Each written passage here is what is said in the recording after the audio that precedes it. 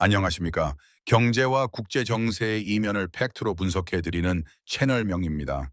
오늘 우리는 호주 서북부의 거친 바다 위에서 펼쳐지고 있는 한일 간의 소리 없는 에너지 전쟁을 심층 분석해 보고자 합니다. 흔히들 국가 간의 비즈니스, 특히 에너지를 둘러싼 패권 다툼을 총성 없는 전쟁터라고 부릅니다. 수십 년을 내다본 천문학적인 투자가 하루아침에 물거품이 될 수도 있고, 반대로 경쟁자가 차려놓은 밥상에서 가장 핵심적인 이익을 가져가는 기막힌 반전이 일어나기도 하는 냉혹한 세계이기 때문입니다. 현재 국제 에너지 시장에서 가장 주목하고 있는 사례가 바로 일본과 호주, 그리고 그 사이에 있는 대한민국의 기묘한 운명입니다. 일본은 국가의 명운을 걸고 무려 30년이라는 긴 시간과 우리 돈 약 80조 원에 달하는 막대한 자금을 호주 땅에 쏟아부었습니다. 80조 원, 이는 대한민국 국방 예산을 훌쩍 뛰어넘는 금액입니다. 일본은 이 돈으로 호주에 자신들만의 견고한 에너지 제국을 건설하고자 했습니다. 땅을 파고 공장을 짓고 수백 킬로미터에 달하는 파이프라인을 깔았습니다. 그런데 최근 이 거대한 프로젝트의 흐름을 뒤바꾸는 매우 아이러니한 상황이 포착되고 있습니다. 일본 정부와 기업들이 30년간 피땀 흘려 구축해 놓은 에너지 고속도로 위를 정작 일본의 선박이 아닌 한국의 선박들이 독점적으로 달리기 시작한 것입니다. 일본 재계가 도대체 우리가 30년간 무엇을 위해 돈을 썼는가라며 탄식하고 있는 이 상황의 실체는 과연 무엇일까요? 이 사태의 본질을 이해하기 위해서는 먼저 일본이라는 경제 대국이 가진 치명적인 아킬레스건을 직시해야 합니다.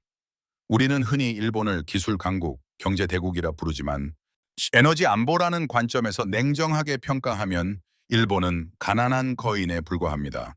국토의 70%가 산악지대인데다 땅 밑에는 석유는커녕 쓸만한 천연가스조차 거의 매장되어 있지 않습니다. 에너지 자금률 11%, 이것이 일본이 받아든 처참한 성적표입니다. 해외에서 에너지 공급이 끊기면 일주일 안에 국가 시스템 전체가 마비될 수 있는, 사실상 산소호흡기에 의존한 환자와도 같은 취약한 구조를 가지고 있습니다. 그렇기에 일본에게 있어 에너지 확보는 단순한 경제 활동이나 비즈니스의 영역이 아닙니다. 말 그대로 국가의 존망이 걸린 생존 본능의 영역입니다. 지난 반세기 동안 일본 정부와 종합 상사들이 전 세계를 필사적으로 돌아다닌 이유가 바로 여기에 있습니다. 중동은 지정학적 리스크로 정세가 늘 불안하고, 러시아는 언제 외교적 카드로 돌변할지 모르는 위험이 도사리고 있었습니다. 그렇게 돌고 돌아 일본이 찾아낸 약속의 땅이 바로 호주였습니다. 정치적으로 안정된 서방 국가이면서 땅만 파면 자원이 쏟아져 나오는 곳. 일본은 이곳에 국가적 역량을 집중하기로 결정합니다. 단순히 자원을 수입하는 차원을 넘어 호주의 자원을 마치 일본의 앞마당처럼 활용하겠다는 원대한 계획, 바로 익시스, 액티스 프로젝트와 그 뒤를 이은 수소 공급망 구축 사업이 시작된 배경입니다. 일본 최대의 자원개발 기업인 인펙스가 주도했지만, 사실상 그 뒤에는 황금주 골든셰어를 보유하여 경영에 직접 개입할 수 있는 일본 정부가 버티고 있었습니다. 즉, 이것은 민간 기업의 투자가 아니라 철저히 기획된 일본의 국가 프로젝트였습니다. 그들은 바다 한가운데서 가스를 뽑아내기 위해 서울과 부산을 왕복하고도 남는 거리인 890km 길이의 해저 파이프라인을 호주 바닥에 깔았습니다.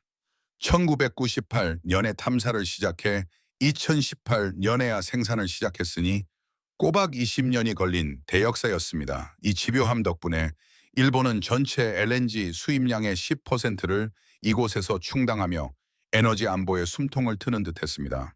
하지만 역사는 참으로 얄궂습니다. 일본이 20년 공들여 이 거대한 시스템을 완성하자마자 전 세계에는 탄소 중립이라는 거대한 파도가 덮쳤습니다.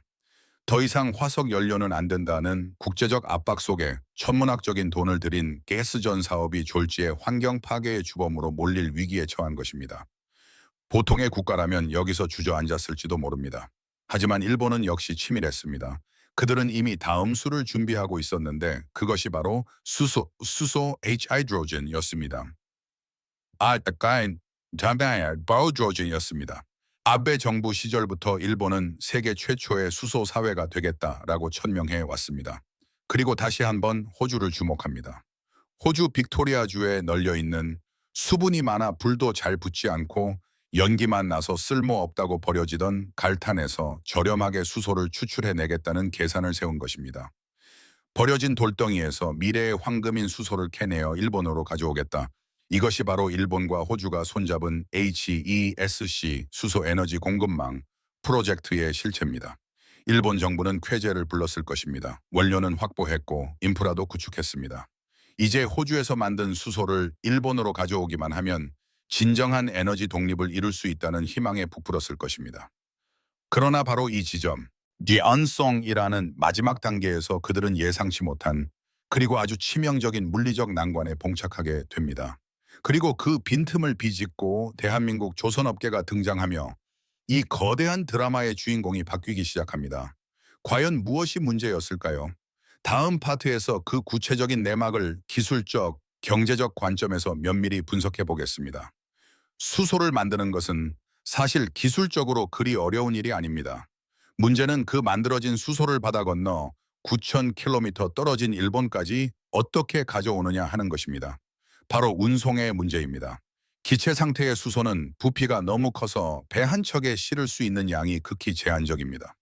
운송비가 원가보다 더 많이 나오는 배보다 배꼽이 더 큰 상황이 발생하는 것이죠. 그래서 필수적인 기술이 바로 액화 리퀘팩션입니다. 수소를 액체로 만들면 부피가 800분의 1로 줄어듭니다. 한 번의 기체보다 800배를 더 실어 나를 수 있다는 물류혁명의 핵심입니다. 그런데 여기에 자연계가 던져놓은 가장 큰 장벽이 존재합니다. 바로 온도입니다. 수소가 액체가 되는 비등점은 영하 253도입니다. 여러분, 영하 253도라는 숫자가 피부로 와닿으십니까? 우리가 흔히 아는 LNG, 액화천연가스의 온도가 영하 162도입니다. 이것만 해도 강철이 유리처럼 깨져버리는 극저온의 세계입니다. 그런데 수소는 거기서 무려 90도나 더 내려가야 합니다. 이론상 우주에서 존재할 수 있는 가장 낮은 온도인 절대 영도, absolute zero, 마이너스 273.15도와 고작이 10도 차이밖에 나지 않습니다. 사실상 우주 공간의 환경을 배의 탱크 안에 그대로 구현해야 한다는 뜻입니다. 위 온도에서는 지구상의 거의 모든 금속이 성질을 잃고 바스러집니다. 게다가 수소 분자는 우주에서 가장 작아서 금속 격자 사이를 파고들어 균열을 일으키는 수소 취성, hydrogen embrittlement이라는 치명적인 성질까지 가지고 있습니다. 이것은 단순한 공학적 난제를 넘어 물리학적 한계에 도전하는 일입니다. 일본의 자존심이라 불리는 가와사키 중공업 K-아와사키 헤비 인더스트리즈 이 미션에 도전했습니다. 우리가 세계 최초로 액화수소 운반선을 만들겠다. 그렇게 야심차게 진수된 배가 바로 스위소 프론티어호입니다. 이 배는 2022년 호주에서 생산된 갈탄 수소를 싣고 일본 고베항까지 오는데 성공했습니다. 일본 언론은 열광했습니다. 헬기를 띄우고 세계 최초의 수소 공급망 완성, 일본 기술의 위대한 승리라며 대서특필했습니다. 겉으로만 보면 완벽한 성공 같았습니다. 하지만 냉정하게 계산기를 두드려본 글로벌 에너지 기업들과 조선 엔지니어들의 표정은 싸늘했습니다. 왜일까요? 바로 크기 때문이었습니다. 가와사키 중공업이 만든 스위소 프론티어의 수소 탱크 용량은 고작 1250 입방미터 12mm였습니다. 숫자로 들으면 감이 잘 안 오실 수 있는데 이는 올림픽 규격 수영장의 절반 정도 되는 아주 적은 양입니다. 처음이니까 작게 만들 수도 있지 않느냐라고 반문하실 수 있습니다. 하지만 상업운전, 즉 돈을 벌어야 하는 비즈니스 관점에서 보면 이것은 재앙에 가깝습니다. 호주에서 일본까지 왕복 보름이 넘게 걸리는 항해 동안 고작 수영장 반 채울 분량을 싣고 온다. 기름값, 인건비, 이 감가상각비를 따지면 수소 가격이 천정부지로 치솟게 됩니다. 쉽게 비유하자면 대형 마트에 물건을 납품해야 하는데 25톤 트레일러가 아니라 오토바이 퀵서비스로 물건을 나르는 꼴입니다. 아무리 기술이 좋아도 경제성이 없으면 그 기술은 실험실 밖을 나갈 수 없습니다. 일본도 이를 모르지 않았습니다. 하지만 배를 키우지 못했습니다. 영하 253도를 견디는 탱크를 크게 만드는 것은 차원이 다른 기술이기 때문입니다. 작은 보온병을 만드는 것과 집채만 한 물탱크를 진공 상태로 유지하는 난이도가 다른 것과 같은 이치입니다. 일본은 안전성을 최우선으로 하여 사이즈를 포기하는 보수적인 선택을 했고 바로 이 지점에서 침묵을 지키던 대한민국 조선업계가 등판합니다. 한국의 HD희 현대중공업을 필두로 한 조선소들은 전 세계 에너지 시장에 충격적인 제안서를 던집니다. 저희가 1250짜리 실증선이 아닌 8만 입방미터 CBE M급 초대형 선박을 만들어 드리겠습니다. 네, 8만입니다. 일본이 만든 배보다 무려 60배 이상 더 큰 용량입니다. 이는 단순한 체급 차이가 아니라 아예 경기 종목을 바꿔버리는 선전포고였습니다. 오토바이와 초대형 컨테이너선의 차이입니다. 글로벌 선주들은 처음엔 의심했습니다. 일본도 쩔쩔매는 기술을 한국이 어떻게? 하지만 그들에게는 지난 30년간 쌓아온 압도적인 데이터가 있었습니다. 바로 LNG 운반선입니다. 현재 전 세계 바다를 누비는 LNG선의 70% 이상이 한국산입니다. 영하 162도의 액체를 담아본 경험이 수천 번입니다. 한국 엔지니어들에게 영하 253도는 미지의 영역이 아니라 기존 기술에서 조금 더 까다로운 조건일 뿐이었습니다. 그리고 한국은 일본이 해결하지 못한 난제를 풀기 위해 비장의 무기를 꺼내듭니다. 바로 증발가스 재액화 및 혼소 엔진 기술입니다.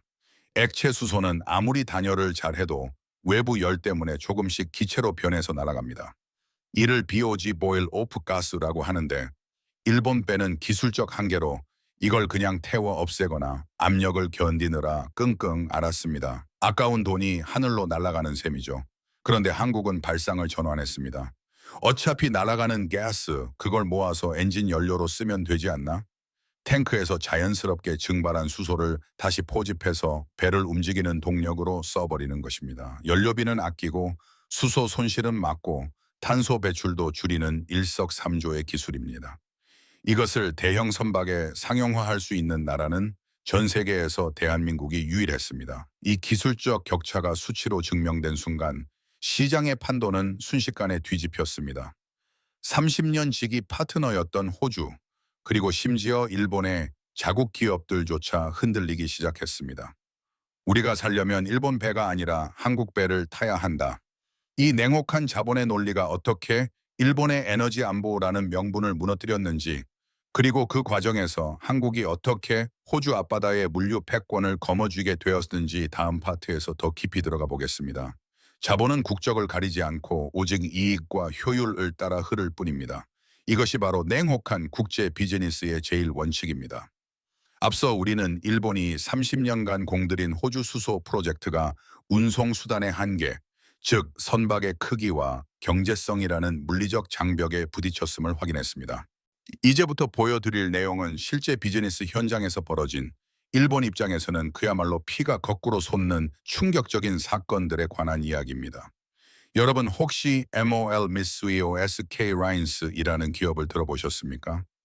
일본의 3대 해운사 중 하나이자 전 세계 물류망을 쥐락펴락하는 거대 공룡입니다. 일본의 국익을 대변하는 대표적인 기업이기도 합니다.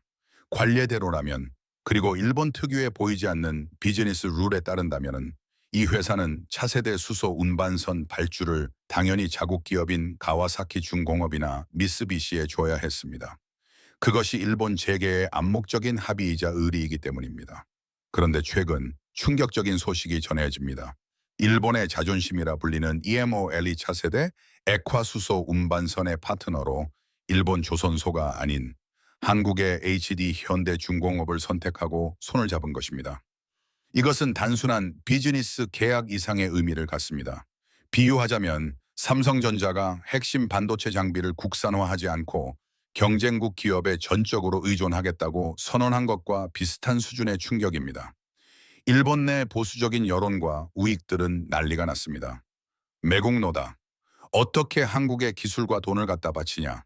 일본의 자존심을 팔았다며 비난을 쏟아냈습니다. 하지만 EMOL 경영진의 판단은 지극히 냉철했습니다. 그들은 감정이나 애국심이 아닌 계산기를 두드려 본 것입니다. 가와사키 중공업의 1250 입방미터 CB M급 선박 의미는 있다. 하지만 그걸로 어느 세월에 수소를 실어 날라서 돈을 벌 것인가? 한국을 봐라. 그들은 이미 8만 입방미터급을 제시하고 있다. 한 번 왔다 갔다 할 때마다 운송 효율이 무려 60배가 넘게 차이가 난다. 이 배를 쓰지 않으면 우리는 글로벌 운송 경쟁에서 도태된다. 결국 일본 기업조차 자국의 기술력을 믿지 못하고 한국을 선택할 수밖에 없을 정도로 양국 간의 기술 격차는 이미 넘사벽, 넘을 수 없는 4차원의 벽이 되어버린 것입니다. 이것은 일본 해운사가 한국 조선소의 항복을 선언한 것이 아니라 시장의 논리에 순응한 결과라고 봐야 합니다. 여기서 끝이 아닙니다. 일본이 그토록 공들였던 호주 현지 기업들의 반응은 더욱 노골적입니다. 호주의 에너지 공용 기업인 유드사이드, 우드사이드 역시 한국 조선소와 손을 잡았습니다. 심지어 글로벌 오일 메이저인 스웰쉘까지 가세해서 한국의 HD 현대, 현대 글로비스와 함께 액화수소 해상 운송 기술의 국제 표준을 만들기로 합의했습니다. 이 대목이 진짜 무서운 점입니다. 바로 표준 스탠더드를 장악했다는 사실입니다. 산업계에서 표준이 된다는 것은 앞으로 전 세계 어디서 수소 운반선을 만들든 한국이 정해놓은 규격, 한국이 설계한 안전 기준, 한국의 도킹 연결 방식을 따라야 한다는 뜻입니다. 마치 전 세계의 콘센트 구멍을 한국형으로 통일시켜버리는 것과 같습니다. 나중에 일본이나 중국이 기술을 개발해서 따라오려고 해도 이미 항만 설비와 인프라가 한국형 선박에 맞춰져 있다면 어떻게 될까요? 너희 배는 우리 설비랑 규격이 안 맞네. 도킹 불가. 이렇게 되어버리는 것입니다. 즉, 한국은 지금 단순히 배 몇 척을 파는 것이 아니라 미래 에너지 고속도로의 톨게이트를 세우고 있는 셈입니다. 그렇다면 여기서 한 가지 의문이 드실 겁니다. 아니, 기술 좋은 건 알겠는데 중국이 베끼면 끝 아닌가? 걔네들 저가 공세 무섭잖아. 네, 매우 합리적인 걱정입니다. 실제로 중국 조선업은 정부의 막대한 보조금을 등에 업고 한국을 맹추격하고 있습니다. 하지만 현장 엔지니어들의 이야기는 다릅니다.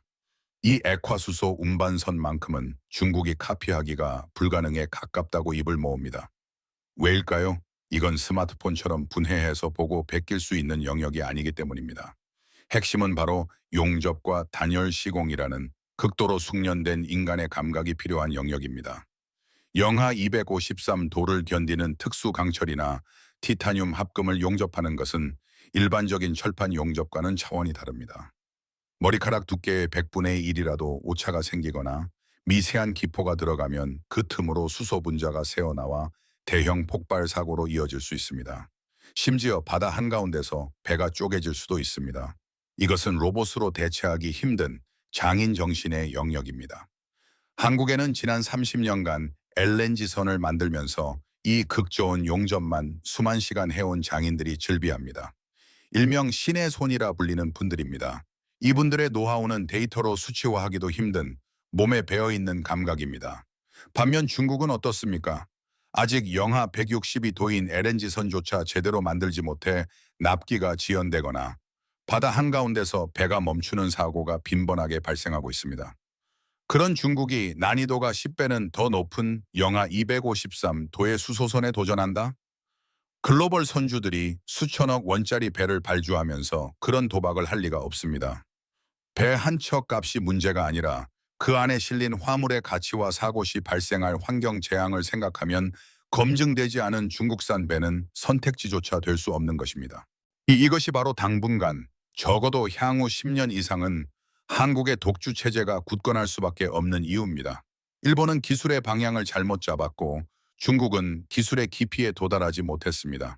그 사이에서 한국은 초격차를 벌리며 시장을 독식할 준비를 마쳤습니다. 그렇다면 과연 이 시장, 도대체 돈이 얼마나 되는 것일까요? 단순히 국뽕 한 사발 마시고 끝날 이야기가 아닙니다. 다음 파트에서 구체적인 숫자를 통해 이 시장의 잠재력을 계산해 보겠습니다. 단순한 예상이 아닌 팩트에 기반한 미래 가치를 보여드리겠습니다. 자, 이제 감정을 배제하고 냉정하게 계산기를 두드려 볼 시간입니다.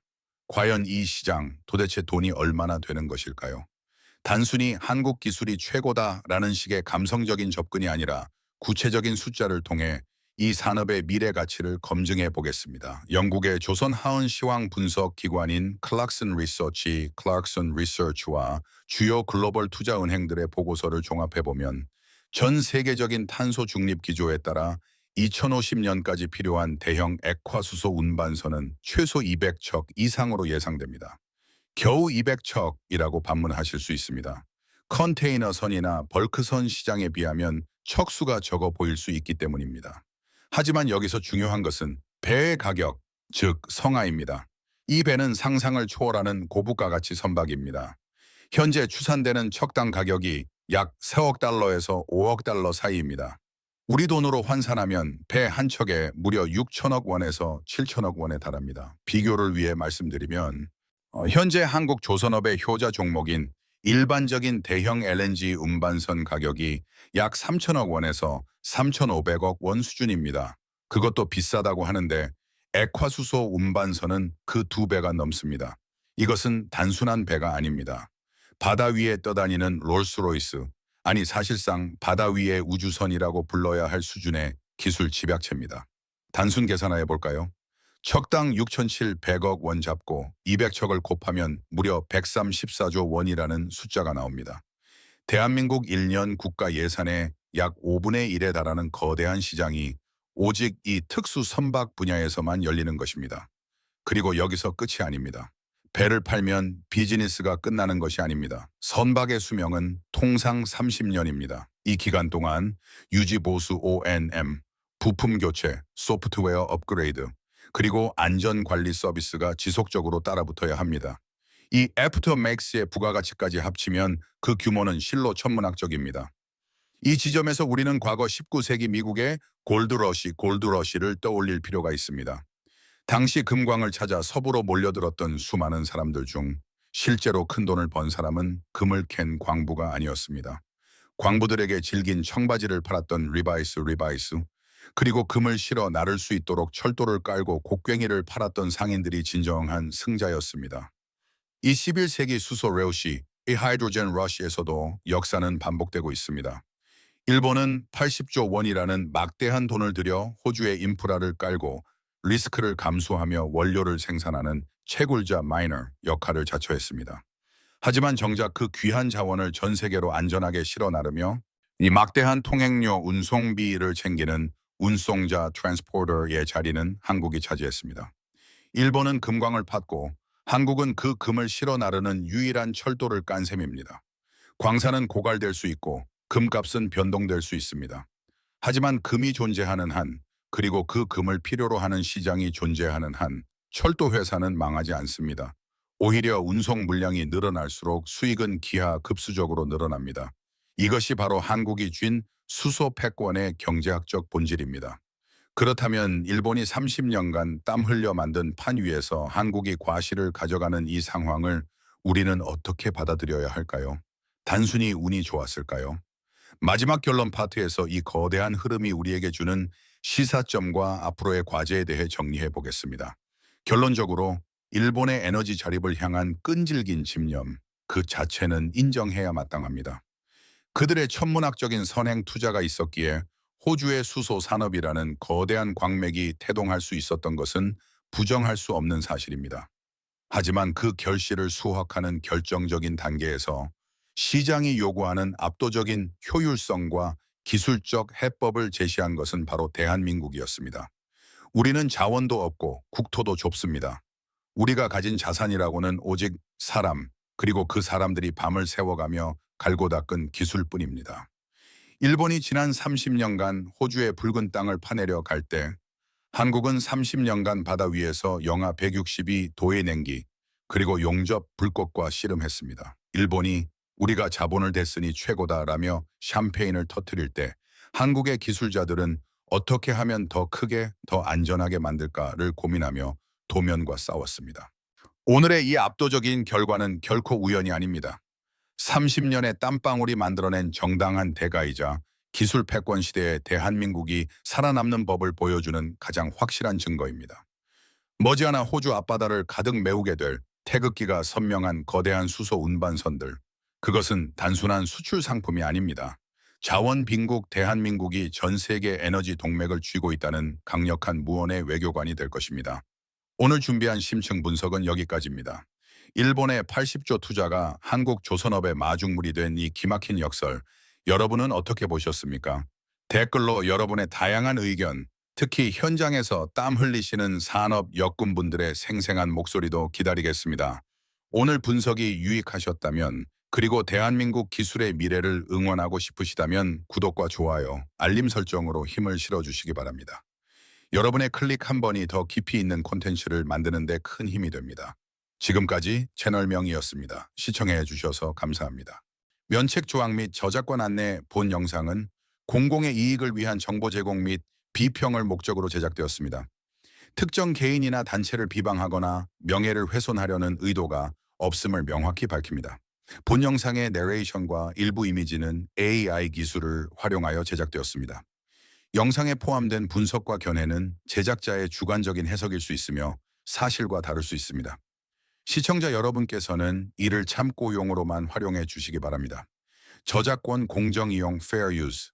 본 영상에 사용된 자료는 저작권법의 공정이용 원칙을 준수하며 비평 및 교육 목적으로 인용되었습니다.